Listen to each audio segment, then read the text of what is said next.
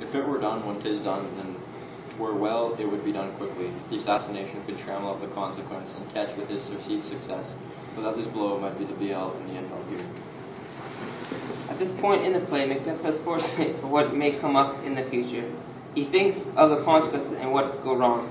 Later in the play, he loses this and doesn't think before acting, not thinking about his consequences. The transformation can also be seen throughout the soliloquy by him eventually killing Duncan, knowing the possible consequence. But here, upon this bank and shoal of time, we'll jump to the life to come. But in these cases, we shall have judgment here. That we but reach bloody instructions, which being taught, return to plague the inventor. This even-handed justice commenced ingredients of our poisoned shouts.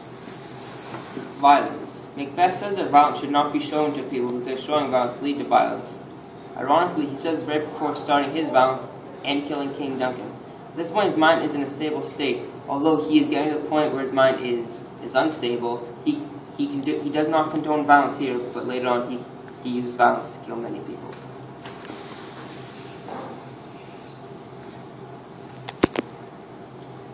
To our own lips. He's here in the double trust, first as I am his kinsman and his subject, strong both against the deed, then as host, who should against his murderer shut the door, not bear the knife myself. Besides, this Duncan hath borne his faculties so mean, hath been so clear in his great office, that his virtues will plead like angels' trumpet tongue against the deep damnation of his taking off. Morals. At this point, MacBeth still has his morals because he gives reasons to himself not to kill King Duncan. He later loses those morals even throughout the soliloquy when he decides to kill King Duncan.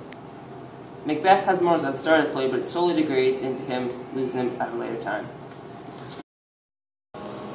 And pity, like a naked newborn babe, striding the blast, or heaven's cherubim, horsed, upon the sightless couriers of the air, shall blow the horrid deed in every eye, that tears shall drown the wind. I have no spur to prick the sides of my intent, but only vaulting ambition, which o'erleaps itself, and falls to the other. At this point, MacBeth really starts to show his tragic flaw of ambition.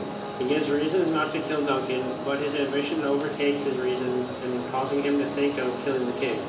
This is the end of the soliloquy, and MacBeth almost transforms from being a rational man of reason at the start to an ambitious, obsessed, irrational man by the end.